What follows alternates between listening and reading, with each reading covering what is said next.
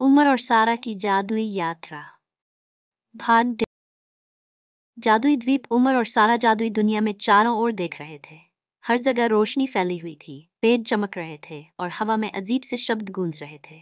जादुई किताब अब भी उनके हाथ में थी। जैसे ही उन्होंने अगला पन्ना पलटा, शब्द खुद ब खुद चमकने लगे। जो अपने दिल की रोशनी पर भरोसा करेगा वही जादुई खजाने तक पहुंचेगा। उमर ने सारा की ओर देखा और बोला, ये खजाना क्या होगा? सोना? हीरे? तो सारा ने सोचते हुए कहा, शायद कुछ और, कोई बड़ी शक्ति। तभी उनके सामने रोशनी का एक गोला बना और उसमें से एक सुनहरी चिड़िया निकली। वह बोली, अगर तुम जादुई द्वीप तक पहुंचना चाहते हो तो तुम्हें हिम्मत, समझदारी और ईमानदारी का सबूत देना होगा। उमर ने जल्दी से पूछा, हम वहां कैसे पहुंचेंगे? चिड़िया ने जादुई अंदाज में अपनी चोंच घुमाई और अचानक उनके सामने एक जादुई नाव प्रकट हो गई।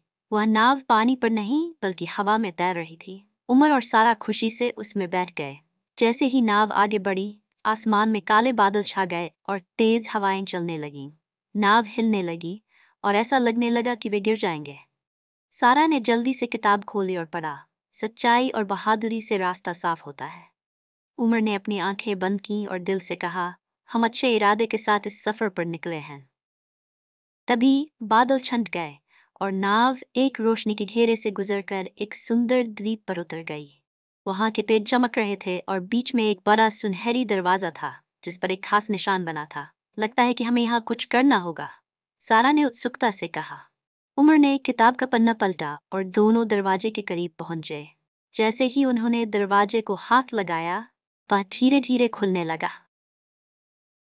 सारा और उमर उस रहस्यमयी जगह पर पहुंच चुके थे, लेकिन उनकी असली परीक्षा अब शुरू होने वाली थी। कौन से नए जादुई रहस्य उनके सामने आएंगे? क्या वे खजाने तक पहुंच पाएंगे या फिर कोई नई चुनौती उनका इंतजार कर रही है? ये सब जानने के लिए हमारी अगली कहानी का इंतजार कीजिए। लेकिन ज्यादा इंतजार नहीं करना पड़ेगा क्योंकि बहुत जल्द आ रहा है इसका तीसरा भाग, जो उमर और सारा की इस खोज को और आगे ले जाएगा। जल्द मिलते हैं नए रोमांच के साथ।